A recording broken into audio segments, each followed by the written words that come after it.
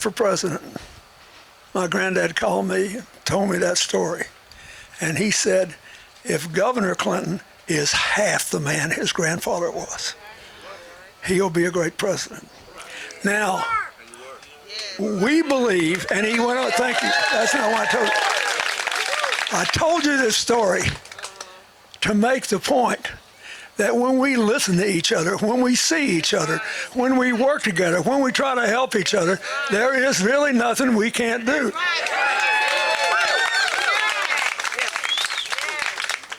When this man's grandfather was in my grandfather's store, I was 3 or 4 years old hanging around trying to get my hand in the box of Jackson's cookies. And you never know what's going to happen if you help each other, if you see everybody, if you try to build people. That's what Kamala Harris will try to do. I'm telling you, I know her. I have watched her. And I believe she'll be a great president. And I believe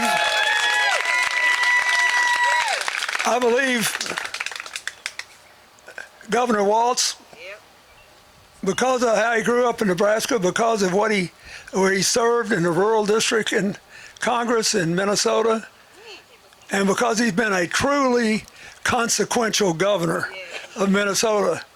You know, everybody likes to say, well, and he does, he reminds me of 2 coaches who taught me biology and science because they ran out of coaching and they had to teach more to get their retirement in. And it was like I can close my eyes and imagine him every time he speaks being these guys, because they were both real smart and they taught me things I remember to this day. But the main thing about them is they think we is more important than I. They think politics is about you. And I'll give you some examples. The Project 2025 that was spoken about earlier, that the Republican project to gain total control of the federal government from the courts to the regulatory agencies to the Congress. One of the things they want to do is repeal the Affordable Health Care Act and all its protections for people with pre-existing conditions. Did y'all see the vice presidential debate? Anybody watch that? Of all the things that were said, the thing that got me the worst was when J.D. Vance stood up there with his silky smile and his lovely voice and said that Donald Trump actually strengthened the Affordable Care Act. When the truth is, he supported 60 attempts to repeal it, never offered a better option, and if it hadn't been for the late John McCain, bless his soul, he would have taken away this. Kamala Harris said we ought to have protections for pre-existing conditions. We ought to keep the $35 month limit on what you pay for insulin. We ought to keep the $2,000 a year limit on what you pay for drugs, but I want it extended beyond Medicare to all low-income working people without regard to their age. That'll do something. We all talk about inflation. And the Republicans basically said, you have to vote for us, even though the Biden-Harris administration is going to create more jobs in 4 years than have ever been created in a 4-year period. But they say, yeah, that's fine, but who cares if it's 18 million jobs or whatever it's going to be? Because inflation affects everybody. And we hadn't had any inflation in 40 years, so you got to throw them out and put us in. Now, what they don't say is that every advanced country in the world after COVID had inflation because it broke all the supply chains. And when demand exceeds supply, it drives the price up. Then to manage all the people being out of work.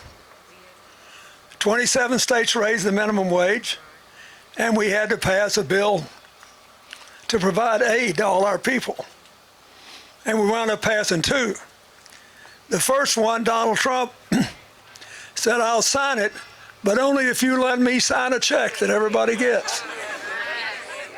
So he signs a check like it's his money. That money came from the American people. And the Democrats and the Republicans voted for it, but the president then, Trump, wanted you to think he sat down at night and signed all your checks. It's about me, but it's not. It's about you.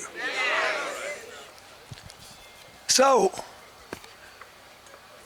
Kamala Harris says, what we need to do is have more affordable housing, make it easier for people to make their first down payment, make more loans through the Small Business Administration, and keep this thing going.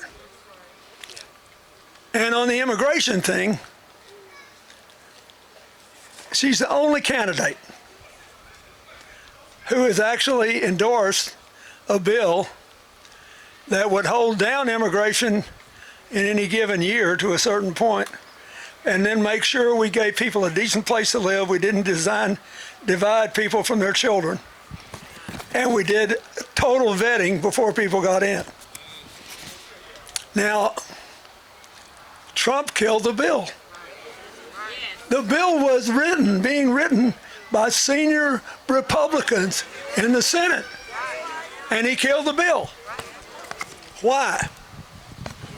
You had a case in Georgia not very long ago, didn't you? They made an ad about a young woman who'd been killed by an immigrant.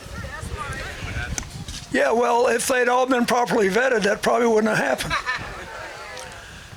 But if they're all properly vetted, and that doesn't happen, and America is not having enough babies to keep our populations up, so we need immigrants that have been vetted to do work, there wouldn't be a problem. And he couldn't keep people all torn up and upset. Kamala Harris says, I don't want you to get upset. If you don't like me, you can vote against me next time.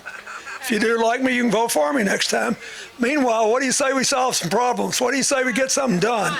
What do you say we get rid of all this resentment?